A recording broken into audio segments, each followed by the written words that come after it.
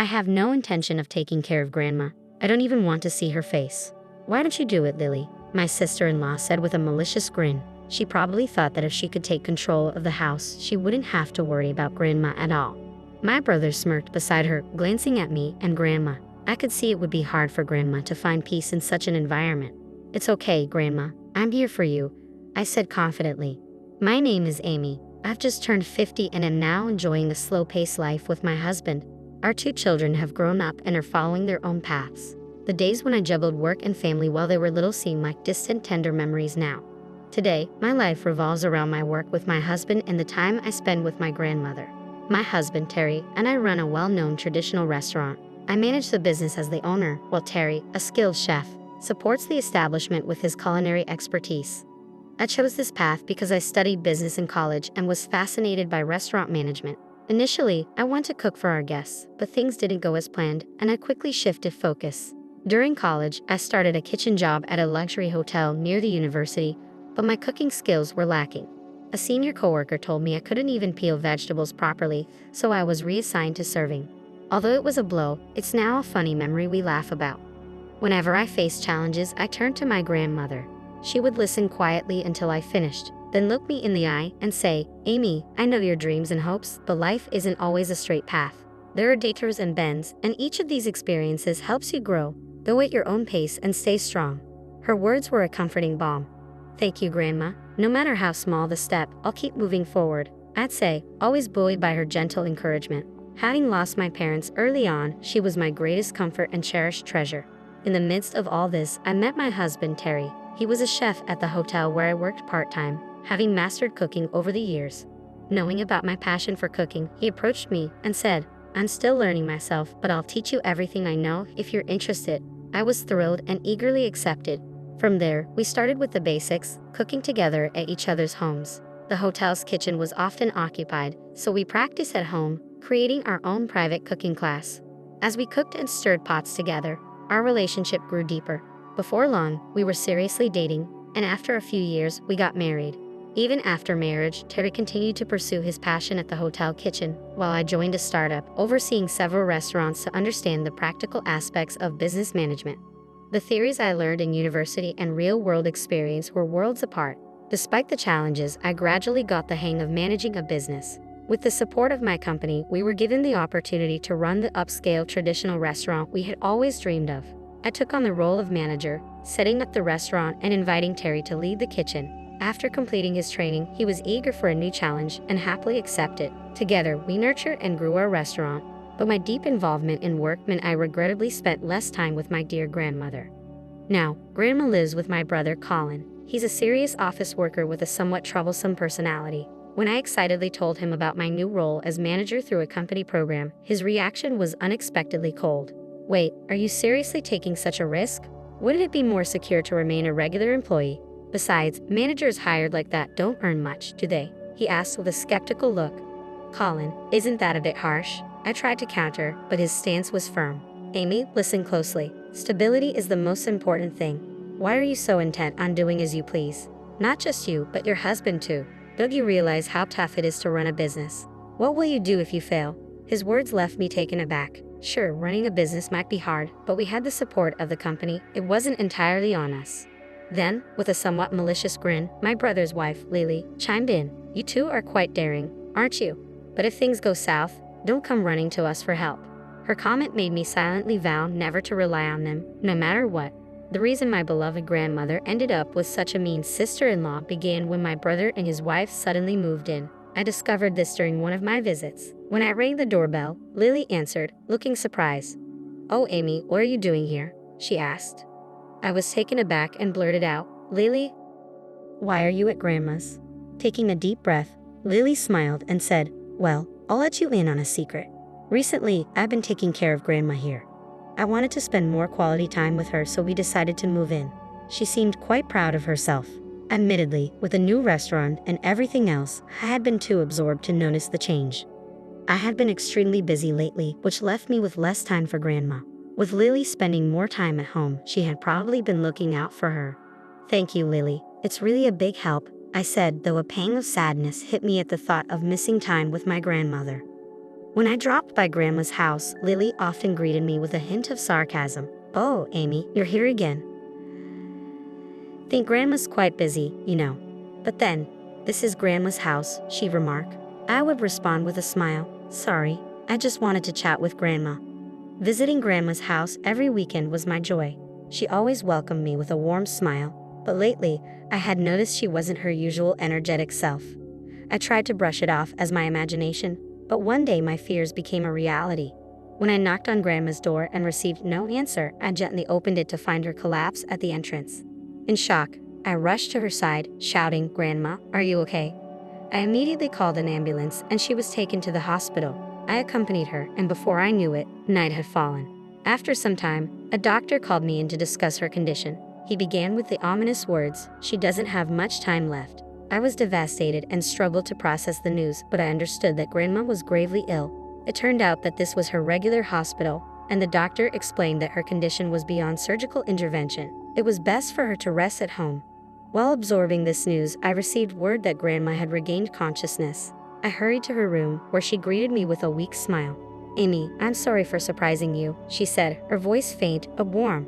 Through my tears, I asked, "Why didn't you tell me earlier, Grandma?" She replied softly, "I didn't want to worry anyone." At that moment, I felt the profound depth of Grandma's strength and kindness. I decided to cherish the time we had left and spend more quality moments with Grandma. "How about we tell everyone about your illness?" I gently suggested to her. She seemed a bit surprised by the idea but agreed. I hoped my brother and his wife would appreciate the chance to be with Grandma in her remaining days. A few days later, Grandma was discharged from the hospital. However, this didn't signify improvement. She was sent home because there were no more treatment options available. When we arrived at Grandma's house, my brother and Lily were lounging in the living room, their expressions relaxed. Lily, with a cheerful tone, remarked, "Where have you been? It's been so relaxing here while Grandma was away." My brother chuckled and added, "It's been refreshing to have some peace and quiet without Grandma's voice around." I was taken aback by their comments. One look at Grandma, and it was clear how serious her condition was. Trying to keep my emotions in check, I said, "Stop with the jokes. Grandma's condition is very serious. They can't treat her at the hospital anymore." Both my brother and Lily looked stunned. My brother, clearly in disbelief, asked, "You're joking, right?" Lily seemed to dismiss my words with indifference. Taking a deep breath, I told them firmly, "It's true. If you don't believe me, you can ask Grandma's primary doctor directly." With a frail voice, Grandma added, "Actually, I don't have much time left. There's not much I can do from now on." Lily's eyes widened in surprise. "Wait, I didn't sign up to be a caregiver. I'm just living here to save on rent. I can't handle such a huge responsibility," she said, her voice tinged with annoyance. I was incredulous at her words. Grandma's eyes filled with deep sadness as she whispered to herself, "So I'm a burden now." It was clear that Lily and my brother were only concerned with their own comfort, disregarding Grandma's feelings. Holding Grandma's hand, I comforted her. "It's okay, Grandma. I'm here for you. This is your house, and we should prioritize your well-being." I told Lily firmly, but she remained stubborn, showing no sign of changing her mind. "I'm sorry, Amy," Lily finally said, though it was clear she wasn't truly remorseful. I was taken aback by their attitudes. Grandma, wiping away her tears, apologized, and I felt a deep urge to protect her. Lily's gaze was filled with annoyance, as if dealing with us was a burden. "Can you just leave? Honestly, I get distracted with you guys around. Don't come asking for help later because I won't be inclined to assist," she said, her tone sharp. "Seriously, just thinking about Grandma gives me a headache." "Don't try to shift the responsibility onto us," my brother added, glancing at Grandma with evident irritation. It was clear that the inconvenience was on their side. Yet, as soon as they learned about Grandma's condition, their only thought was to get rid of her. Their attitude filled me with a heavy sadness. "We won't be speaking to Lily or you anymore. Our family relationship ends here. If anything happens later, don't rely on us," Grandma said, her voice trembling and her eyes misty. "I won't come to this house anymore. Goodbye." "Great, even if Amy gets into trouble somewhere, we won't be involved." My brother smirked. "If Amy is in trouble, it's none of our concern. Do your best with Grandma," Lily said with a dismissive wave. With that, Grandma and I left the house. I decided to take her to my place in a taxi and start a new chapter together. As the taxi door opened, Grandma's eyes widened in surprise. "Oh, what a magnificent house," she exclaimed, clearly impressed. Indeed, our home was larger and more glamorous than where Grandma had been living. The company we work for is unique. In addition to our regular wages, we receive bonuses based on the restaurant's revenue.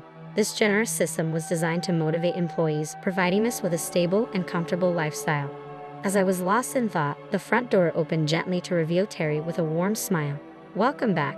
I've been waiting," he greeted cheerfully. I had texted Terry about Grandma's arrival, and he had thoughtfully prepared tea for us. After such a long time, Grandma was delighted to see Terry again, her face lighting up with a warm smile. I led her into the living room and served her some of the comforting tea. As she sipped it, she looked visibly relieved and took a deep breath, saying, "This place feels like somewhere I can comfortably spend my remaining days. At the other house, I felt like I was just in the way." Her words carried a hint of sadness, and I could sense the coldness she had experienced from Lily and my brother. My shock grew when I learned that Lily had been taking Grandma's pension money without permission. Could Lily really do that? I muttered under my breath, and Terry, equally shocked, said, "I can't believe it. We can't let this go." I felt the same way. "We should give them a taste of their own medicine," Terry said passionately. I nodded in agreement. "Yes, let's take some action." A few days later, I received several calls from my brother. After waiting a while, I answered to find Lily's angry voice on the other end. "Hello? Why the constant calls?" I asked, feigning ignorance. "It's about Grandma's house. We've been asked to leave suddenly." "This is your doing, isn't it?" Lily shot back. Trying to hide my amusement, I replied, "I have no idea what you're talking about." Her distress was evident as she said, "Wait, why would she do that suddenly? Did you and Terry plan this?" "No, we didn't do anything," I said calmly. "Grandma decided to sell the house because it was in her name all along. We were surprised too, but she simply wanted to move on. The sale has already been finalized and there's a new owner. Staying there longer might cause issues." Lily's voice was filled with a mix of shock and confusion. "Do you think Grandma really understands what's going on? Did you guys offer her some sort of sweet deal?" "No, we didn't do anything of the sort," I assured her. "Grandma just wanted a fresh start. Terry spoke with the real estate agency right away, and Grandma agreed to the sale because she didn't want to deal with you and Colin anymore." As I spoke, I felt a sense of satisfaction. "Let's find a new path and build our lives separately," I added, ready to move forward and leave the past behind. I ignored Lily's frustration and tried to stay positive. "Where are we supposed to live now?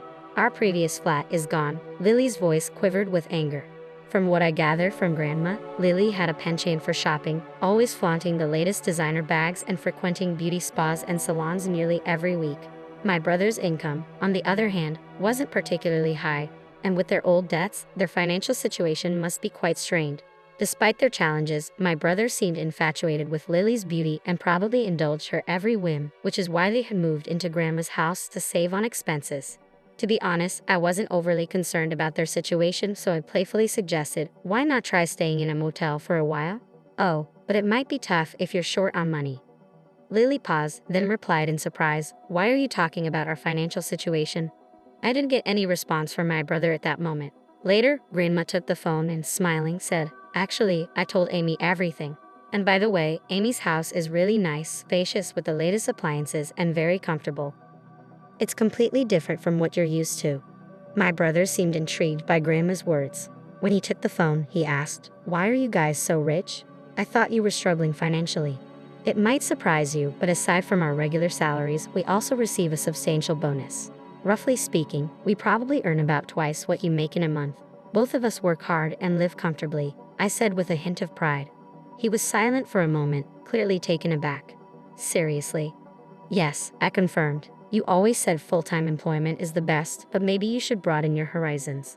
We seem to be managing quite well with our approach. I advised them coolly, "You need to sort things out on your own without relying on us." Lily's sweet voice then surprised me with a request. "Hey Amy, could we visit your place, just your brother and me, even if it's just for a short while?" Taken aback by her proposal, I firmly replied, "No, I've already told you that we're done. Figure things out on your own." They tried calling me several times afterward, but I had nothing to discuss and chose not to answer. I decided they were no longer part of my life. Soon after, I received unexpected news. My brother and Lily had been arrested for shoplifting from a small store. From the police, I learned about Lily's enormous debts, which far exceeded what my brother's salary could cover. She had even been siphoning money from Grandma's pension. Debt collectors had gone to my brother's workplace, which forced him to leave his job. Their financial situation deteriorated rapidly, and they were reduced to stealing donuts and sandwiches to eat. The police informed me that, during their arrest, both my brother and Lily had pleaded with them to reach out to me. My brother said, "I know we've done wrong, but please help us."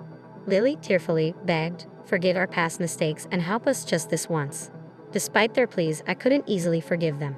Their reckless spending and neglect of Grandma had led to serious consequences. I believed they were now facing the outcomes of their own decisions. Months have passed since then, but my feelings remain unchanged. Grandma is still lively and enjoys each day, which brings me comfort. I've taken time off work to spend quality moments with her, and I'm grateful that my company is supportive during times like these. Though Grandma occasionally feels unwell, we find joy in our walks through the garden and in our conversations about the flowers. These moments are precious to me. Grandma, your birthday is coming up. Is there anything special you'd like to eat? I asked with a smile. She replied, "I'd love a sandwich made by you." Although my cooking isn't exceptional, her kind request touched me deeply. I still have many places to show her, foods to taste together, and stories to share. I cherish every heartwarming moment with her and strive to make her smile as much as possible while she's feeling better.